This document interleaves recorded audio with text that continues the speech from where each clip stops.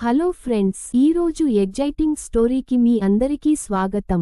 నా పేరు ప్రియా. నేను 24 ఏళ్ల అమ్మాయిని. నేను వివాహితని మరియు నాకు 9 నెలల కూతురు ఉంది. నాకు పెళ్లి అయ్యి 3 సంవత్సరాలు అయింది. నా భర్త అర్జున్ మల్టీనేషనల్ కంపెనీలో పని చేస్తున్నాడు. అతని పర్ఫార్మెన్స్ చూసి కంపెనీ అతన్ని 7 నెలలు అమెరికాకి పంపించింది. దీనివల్ల అతను మాత్రమే అమెరికాకి వెళ్లాడు, కానీ నన్ను నా కూతుర్ని తీసుకెళ్లలేదు. వారు లేకుండా ఇల్లు ఒంటరిగా అనిపించింది. నేను మరియు నా కుమార్తె ఒంటరితనాన్ని అర్థం చేసుకున్న అర్జున్ మా దూరపు బంధువు మరియు అతని కజిన్ కరణ్ మామయ్యను సంప్రదించాడు. కరణ్ మామయ్య మాతో ఉండమని అడిగాడు. ఆయన వయస్సు 45 సంవత్సరాలు మరియు సైన్యం నుండి రిటైర్ అయ్యారు. 2 ఏళ్ల క్రితం భార్య చనిపోవడంతో గ్రామంలో ఒంటరిగా ఉంటున్నారు. క్రమశిక్షణ మరియు సరళత ఆయన వ్యక్తిత్వంలో ప్రతిబింబించేవి. కరణ్ మామయ్య దినచర్య: ఉదయాన్నే యోగా చేయడం, అల్పాహారంగా సాధారణ ఆహారాన్ని తీసుకుంటారు, ఇంకా వ్యవసాయ అనుభవాలను ఆస్వాదించండి.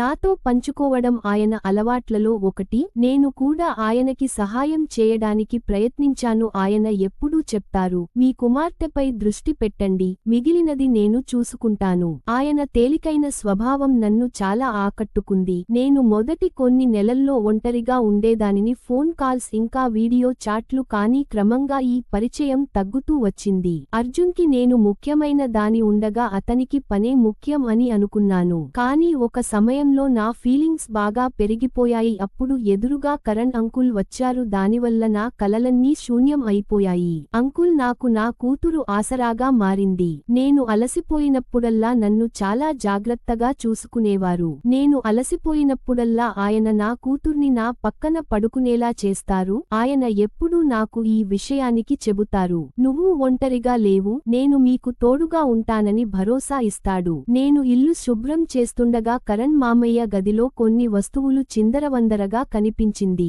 ఈ రూమ్ చూడ్డానికి ఆయనకి అసలు సంబంధం లేనట్టుంది. నేను ఆయన బీరువాని క్లీన్ చేయాలనుకున్నాను. కానీ ఆయన గదిలోకి ప్రవేశించి నన్ను చూసి, ప్రియా, ఇది అవసరం లేదు, నేనే చెయ్యాలి. ఆ రోజు ఆయన గొంతులో కాస్త తడబాటు. కొన్ని రోజుల తరువాత నా కూతురు రాత్రి చాలా ఏడుస్తోంది. నేను ఏ విధంగానూ శాంతించలేక కరణ్ మామయ్య గదిలోకి తీసుకెళ్లాను. ఆయన ఆ పాపని తన ఒడిలోకి తీసుకొని, నూనె తీసుకురా, నేను పాపకి మసాజ్ చేస్తాను. వాళ్ళు ఆయిల్ తెచ్చి మరీ ప్రేమగా మసాజ్ చేయడం మొదలుపెట్టారు. ఆయనలోని ఈ ఎమోషనల్ సైడ్ని చూసి ఆ రాత్రే నా హృదయం ఆయన పట్ల గౌరవంతో నిండిపోయింది. నా మనసులో ఇంకేదో జరుగుతోంది. నేను నా గదిలోకి వెళ్లి పడుకోవడానికి ప్రయత్నించాను. కానీ నేను కరణ్ మామయ్యకి ఉపకారం చేయడం సరైనదేనా అని ఆలోచించాను. నా ఒంటరితనమే నన్ను ఇలా ఆలోచించేలా చేస్తుంది.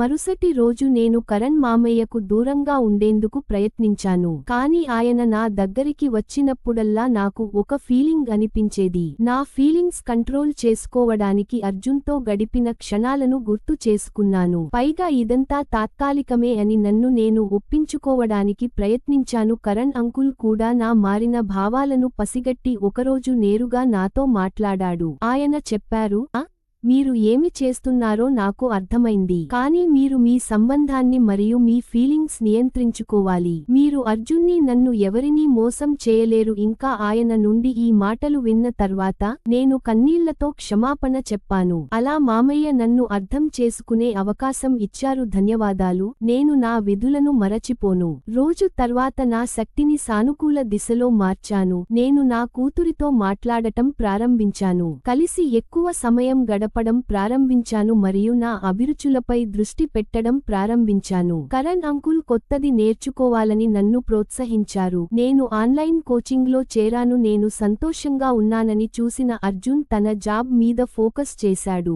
నేను బిజీగా ఉన్నప్పుడు ఆయన కూడా సంతృప్తి చెందాడు మరియు మా కమ్యూనికేషన్ మళ్లీ మొదలయ్యింది. కరణ్ అంకుల్ తన స్వభావం మరియు క్రమశిక్షణ ద్వారా ప్రతి సంబంధం నమ్మకం మరియు గౌరవం మీద ఆధారపడి ఉండాలని మాకు నేర్పించారు. సంబంధాల సంక్లిష్టత ఉన్నప్పటికీ మనం అని ఈ కథ మనకు బోధిస్తుంది. మన జీవితంలో కొన్నిసార్లు అలాంటి మలుపులను మనం మరచిపోకూడదు. మన మనస్సు మరియు మనస్సాక్షి మధ్య మనం ఎంచుకోవలసిన చోటికి రండి. సరైన నిర్ణయం మాకు నిజమైన శాంతిని ఇస్తుంది. మీకు ఈ కథ నచ్చితే లైక్ చేయండి, షేర్ చేయండి మరియు సబ్స్క్రైబ్ చేయండి. ధన్యవాదాలు.